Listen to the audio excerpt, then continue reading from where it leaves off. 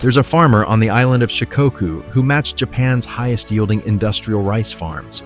No fertilizer bags, no sprays, no tilling, not one drop of pesticide. And his plants looked better than anything his neighbors were growing. The agricultural establishment called his methods fringe nonsense for decades. Here's what they didn't want you to know. Everything he used cost almost nothing. It came from the land itself, and you can do it in your backyard this weekend. I've been growing food for over 20 years, and I'll be honest, I spent most of that time buying products I didn't need, pouring money into bags and bottles, watching plants struggle anyway. When I finally started digging into what Japanese farmers actually knew, what they had always known, I wanted to kick myself. The answers were this simple. They were this cheap, and they were buried on purpose. Japanese farmers figured out centuries ago what modern gardeners are only now starting to rediscover: that the soil is alive, that living soil doesn't need chemical rescue, and that a few pennies worth of the right inputs can completely transform a dying plant. This knowledge didn't disappear by accident. Japan's massive agricultural cooperative system spent decades steering farmers toward bags of synthetic fertilizer, products that generated profit, while traditional methods that cost nothing got quietly left behind. Today, I'm going to show you 7 of those methods, the ones that actually work, grounded in real history, real tradition, and increasingly real science. That will completely change the way you think about reviving struggling plants forever. Stick around, because number 4 on this list is the one Japanese charcoal makers discovered by accident for 2,000 years, and it does something to plant roots that no store-bought product can replicate. And number 7 is so simple, so embarrassingly cheap, that when I tell you what it is, you're going to look at your kitchen differently for the rest of your life. Make sure you hit that subscribe button, because we post practical, old-school growing knowledge every week that'll help you grow more food for less money and take back control from an industry that profits every time your plants struggle. So let's get into it. Number 1, fermented plant juice. I want to take you back to the 1960s, to a small farming community in rural Korea. I'm where a man named Cho-hun Kyu was learning from Japanese natural farming teachers who had spent their lives watching what fast-growing plants did differently from slow ones.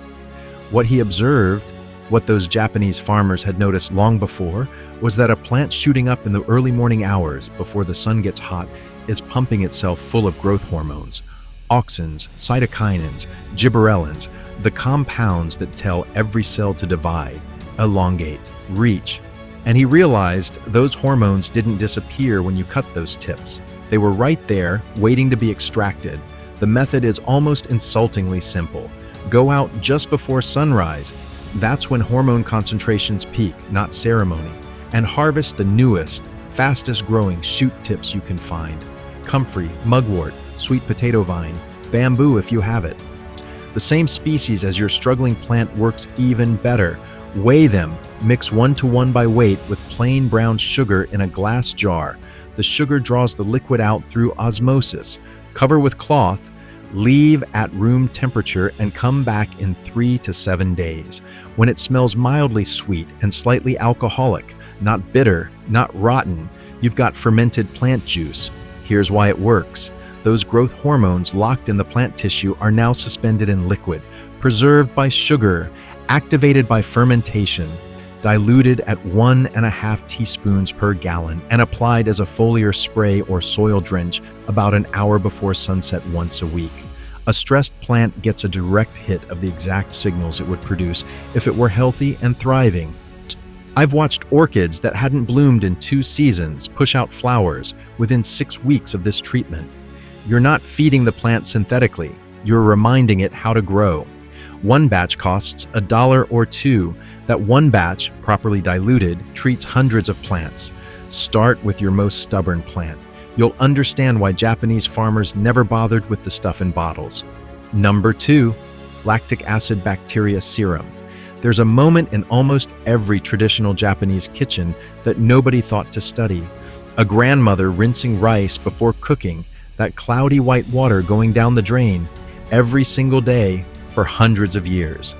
What they didn't realize, and what we're only now confirming, is that water wasn't waste. It was a selective growth medium for some of the most useful microorganisms in soil biology. Rice wash water is rich in starch and just enough nutrients to attract a very specific group of bacteria from the air, Lactobacillus, the same family that ferments kimchi, and miso, but specifically adapted to whatever is already in your local environment. You're not buying something from a lab, you're cultivating what's already there.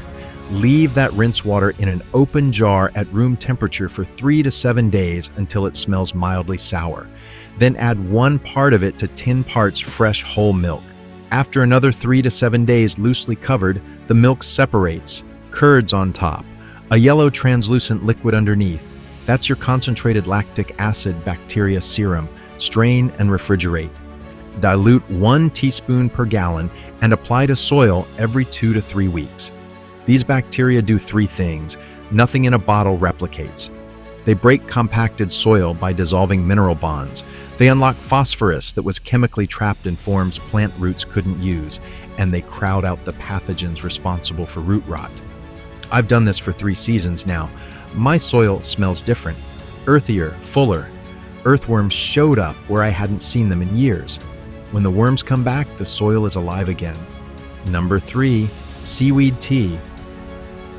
On the rocky coasts of Japan, in fishing villages working that shoreline for 2,000 years, farmers and fishermen weren't separated the way we think of them today. The same family might work the sea in the morning and the fields in the afternoon, and somewhere in that overlap, someone noticed that the kelp and kombu washed ashore made the coastal fields grow differently than inland ones, darker, stronger, more resilient in dry seasons. What seaweed contains is a different category of nutrition than anything else in the organic world. Not just nitrogen, phosphorus, and potassium, though it has all 3. It contains over 60 trace minerals drawn from the ocean: zinc, manganese, copper, boron, molybdenum, iodine. It contains cytokinins, natural plant hormones that delay cellular aging in leaves, meaning your plants hold green productive tissue longer under stress. And it contains compounds that prime a plant's immune system, triggering defensive responses without any actual pathogen present. The recipe: a few ounces of dried kombu or kelp, $2 at any Asian grocery, soaked in a gallon of water for 24 to 48 hours with the lid left loose. Strain it, dilute 1 to 5 with water, and apply as a foliar spray every 2 to 3 weeks. Focus on the undersides of leaves where absorption happens. Researchers confirmed that plants under drought, stress treated with seaweed, extracts showed nitrogen, phosphorus, and potassium uptake improvements of over 100% compared to untreated plants. I use this on anything that looks pale, heat-stressed, or just stuck. 2 weeks of seaweed tea, and you can almost watch the color come back. Number 4, wood vinegar. Now we're getting into the really remarkable ones. Imagine a hillside in Shikoku, the same island where Masanobu Fukuoka worked his famous farm 1,000 years ago. A charcoal maker is tending his kiln, a mounded earthen dome packed tight with oak or cedar. The wood burns slowly, in almost no oxygen. And as the smoke rises, it hits the cool morning air and condenses on the side of the kiln, dripping down into whatever vessel the charcoal maker left to catch it. A dark amber liquid, sharp-smelling, slightly sour. It wasn't the goal. It was the byproduct. It was also, as those charcoal makers eventually figured out, one of the most powerful plant treatments ever discovered. That liquid is called mokusaku eki in Japanese, wood vinegar. And what those sumiyaki, the charcoal makers, noticed over generations was that wherever this liquid dripped onto the soil near the kiln, the plants grew differently. Thicker roots, darker leaves, better resistance to the dry seasons. They started collecting it intentionally, letting it age for 6 months to a year in sealed glass bottles, and using it on their gardens and fields. Here's what we know it contains now.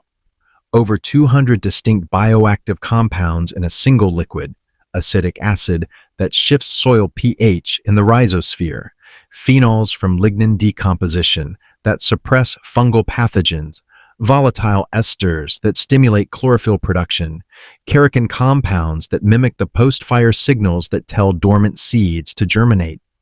A recent review of 65 peer-reviewed studies across 33 crops found an average yield increase of 21% across all applications, with optimized use pushing that to 31%. One tomato study documented a 98% increase in root length and 83% increase in root volume with regular applications. The dilution guide is specific and matters. Get this wrong in either direction and you'll hurt your plants. For foliar spray to revive a struggling plant, mix 1 part wood vinegar to 200 parts water. That's about a teaspoon per quart or 4 teaspoons per gallon. Apply every 2 to 3 weeks, preferably in the morning or evening, never in harsh midday sun. For soil drenching to build root systems, dilute 1 to 300 or 1 to 500. At very low concentrations, 1 to 1,000. It feeds the beneficial soil microbes directly. Never, ever use it undiluted. Above a certain concentration, it becomes herbicidal.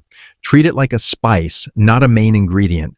A small bottle costs $15 to $20 online.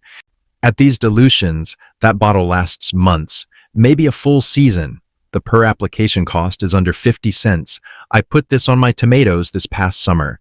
Plants that were showing classic signs of soil depletion, yellowing lower leaves, slowed fruit set, and within 3 weeks they were back. 2 more weeks and I couldn't tell they'd ever struggled. That's not marketing. That's what 2,000 years of charcoal makers figured out, quietly, without a label or a brand name.